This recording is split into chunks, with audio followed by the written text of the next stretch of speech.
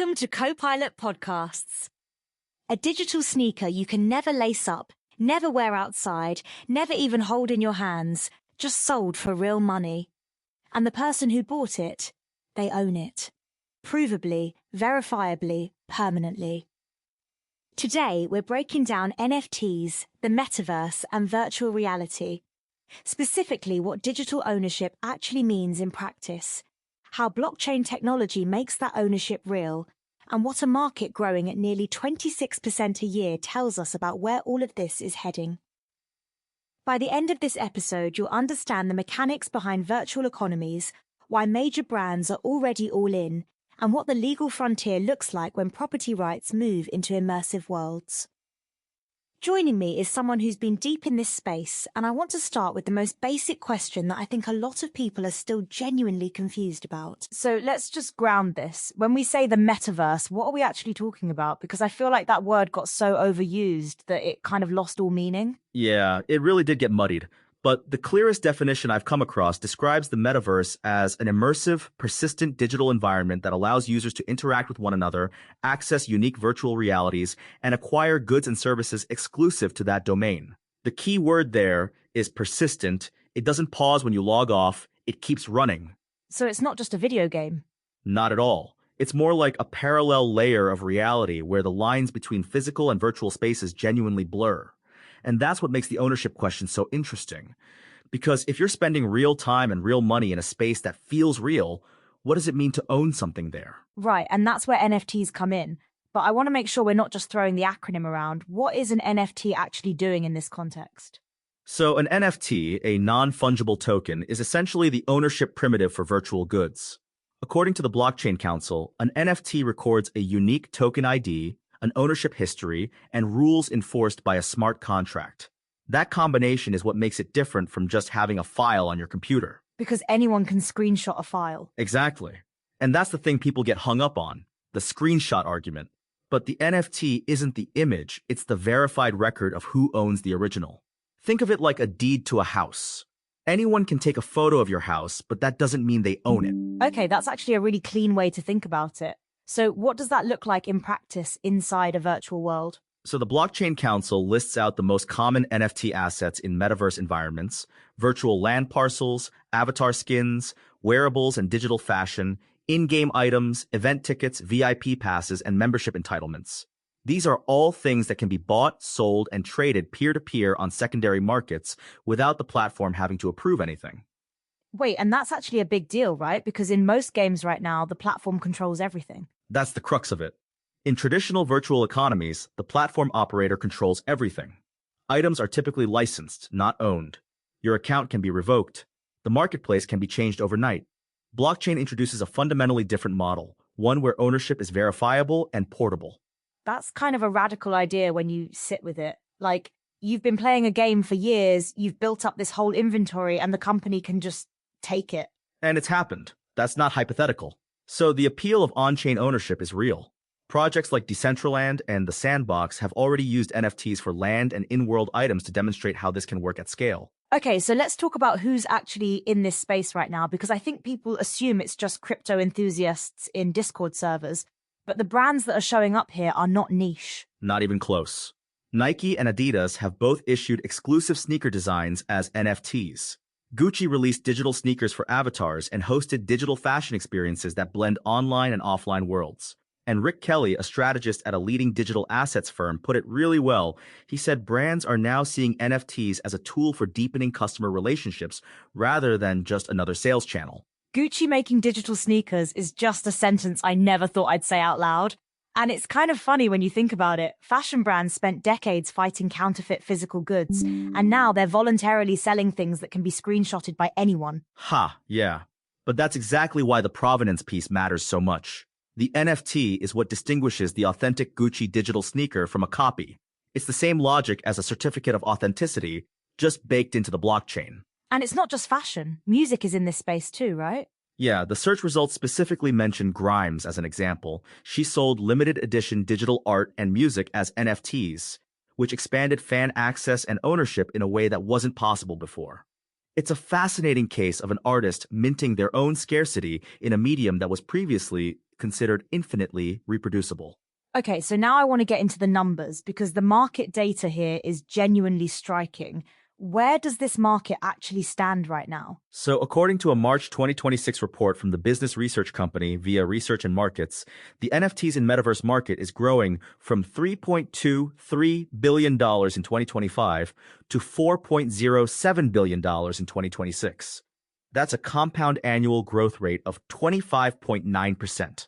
Nearly 26% year over year. That's not a niche market anymore. And it gets bigger. The same report projects the market will reach $10.31 billion by 2030 at a CAGR of 26.1%. The drivers they cite for that growth are immersive virtual economies expanding, brands building metaverse presence, tokenized asset models rising, and broader Web3 adoption. And what about NFT sales more broadly? Because I remember there was a huge boom and then a pretty significant crash. Right, and that's an important nuance. The speculative frenzy of 2021 and 2022 did cool off significantly. The Blockchain Council acknowledges that directly. But Cointelegraph reported in December 2024 that NFT, digital art, and collectible sales reached approximately $8.83 billion in 2024, which was actually a 1.1% increase compared to 2023. So the floor held. So it didn't die, it just matured. That's exactly the right framing. And the Blockchain Council makes this point explicitly. NFTs are evolving from speculative collectibles toward utility-driven roles. Gaming, membership, ticketing, access control. The JPEG era may have been the awkward teenage phase of a much more serious technology. I love that framing. And gaming is really the engine here, right? Like that's where the volume is. Massively. Data from DappRadar shows that NFT games accounted for over 50% of total NFT market volume in Q1 2023. And the logic makes sense. Gamers already understand the concept of owning rare in-game items. NFTs just make that ownership real and transferable. Over half the entire market. That's a number that kind of reframes the whole conversation. This isn't about art collectors, it's about gamers. And Epic Games has already introduced NFT capabilities within its platform, enabling true ownership of in-game assets and a thriving virtual economy. So this isn't theoretical, it's live. Okay, so I want to push back a little here because not everything about this is rosy. There are real challenges, especially around the legal side. What does ownership actually mean when the laws haven't caught up? That's the right question to ask. The European Union Intellectual Property Office, the EU APO, actually commissioned a study specifically to examine how the metaverse affects intellectual property rights. And the conclusion was that the rapid development of the metaverse calls for early, proactive measures to understand its nuances and anticipate risks. So even the regulators are kind of scrambling to keep up. Very much so. And the core tension is this. In the metaverse, digital assets can be easily reproduced and disseminated. So even if you own the NFT, protecting the underlying creative work from being copied is a separate and genuinely hard problem. So you might own the deed, but someone else is living in the house. Kind of. And that's where digital rights management comes in. According to Arbitrai's analysis from May 2026, DRM in virtual environments serves as a fundamental mechanism to protect digital content and intellectual property within immersive digital spaces. It ensures creators and rights holders can control how their virtual assets are accessed, used, and distributed. But implementing that across different platforms must be a nightmare. It is. The Blockchain Council is pretty direct about this. True interoperability across metaverse platforms remains constrained by standards, business choices, and regulation. So you might own an asset in one virtual world and have no way to bring it into another. Which kind of undermines the whole promise of portable ownership. It does, for now. And that's the honest tension in this space. The technology enables portability in theory, but the business and regulatory reality constrains it in practice. Interoperability initiatives are underway. The search results mention efforts to transfer assets across metaverses, but it's not solved yet. And there's also the environmental angle, right? Because early NFTs on proof-of-work blockchains had a pretty significant carbon footprint. Yeah, and that's been a real concern that's pushed buyers toward more sustainable platforms. The PW Consulting report specifically mentions that sustainability concerns are steering buyers toward eco-friendly platforms that use proof-of-stake mechanisms and carbon-efficient networks. Polygon is cited as having spearheaded scalable, low-cost, energy-efficient solutions. So the market is self-correcting on that front to some degree. To some degree, yes. And institutional interest is also growing. Grayscale and other funds are backing digital asset strategies, which lends credibility and liquidity to NFT markets. This isn't just retail speculation anymore.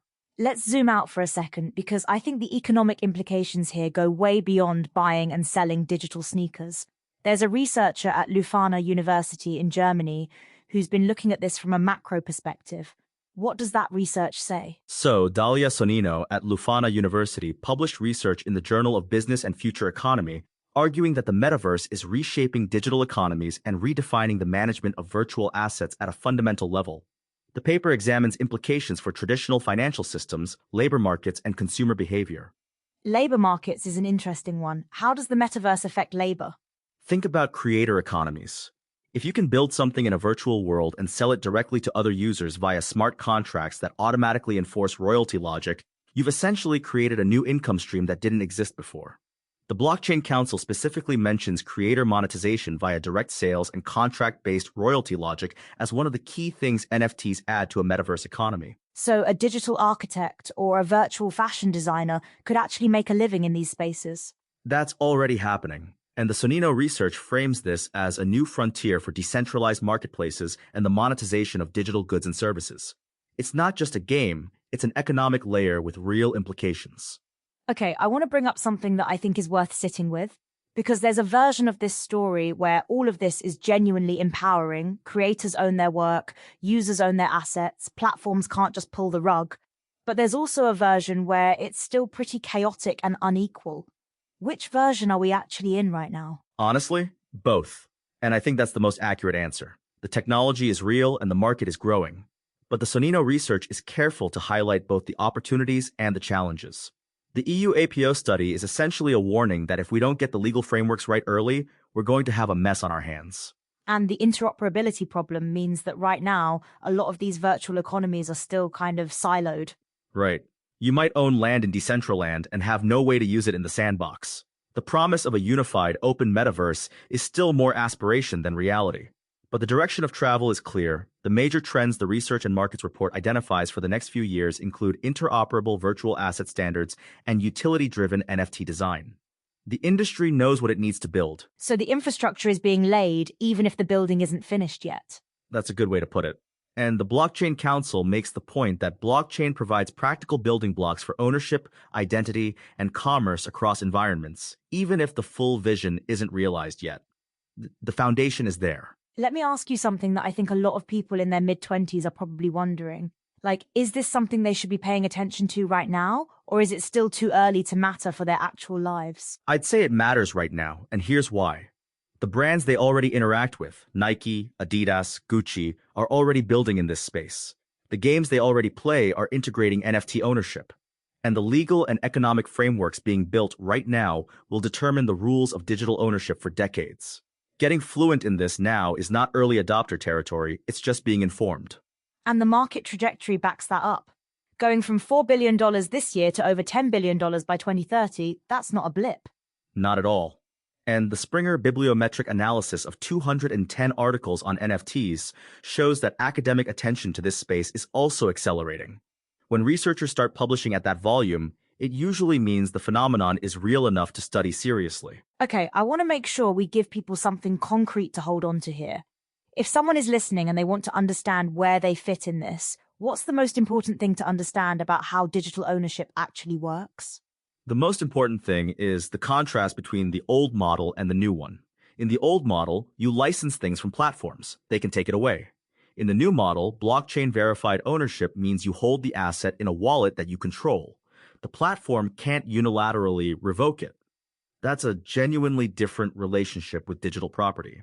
And the smart contract piece is what enforces that automatically. Exactly. Smart contracts automate transactions and rights without needing a middleman to approve anything.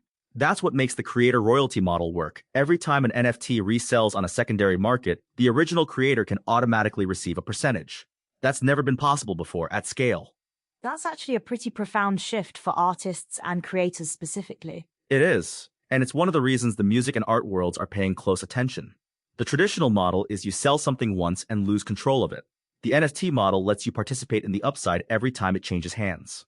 All right, so when you step back from everything we've covered today, the market numbers, the brand activity, the legal challenges, the economic implications, what does this really come down to? It comes down to a fundamental question about who controls digital space. For most of the internet's history, platforms have held all the power. They own the servers, they set the rules, they can change the terms whenever they want. What NFTs and blockchain-based metaverse economies are proposing is a different arrangement, one where users have verifiable, portable ownership that doesn't depend on any single company's goodwill.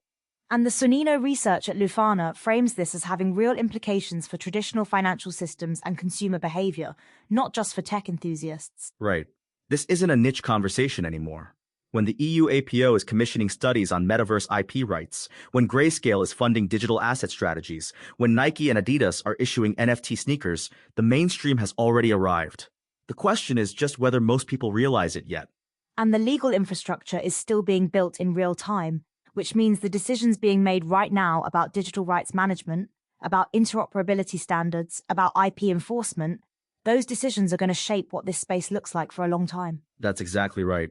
The arbitrary analysis from 2026 makes the point that proper DRM implementation helps balance user flexibility with the rights of content creators, supporting sustainable development of virtual ecosystems. Getting that balance right is genuinely hard, and it's happening now. So here's what I keep coming back to. We started this episode with a digital sneaker that sold for real money, something you can never physically touch. And I think a lot of people's instinct is to dismiss that as absurd. But the more you dig into the mechanics, the more you realize the absurdity isn't in the digital sneaker, it's in the assumption that only physical things can have real value. And that assumption is already being tested everywhere. Virtual real estate, digital fashion, in-game items that people spend real hours earning, the line between virtual and real value has been blurring for years. NFTs just make the ownership of that value legible and transferable. The question isn't whether virtual ownership is real. It's whether you'll be a participant or a bystander when the rules of ownership get rewritten. And with a market heading toward $10 billion by 2030, those rules are being written right now. Thanks for being here for this one on Copilot Podcasts. We'll see you next time.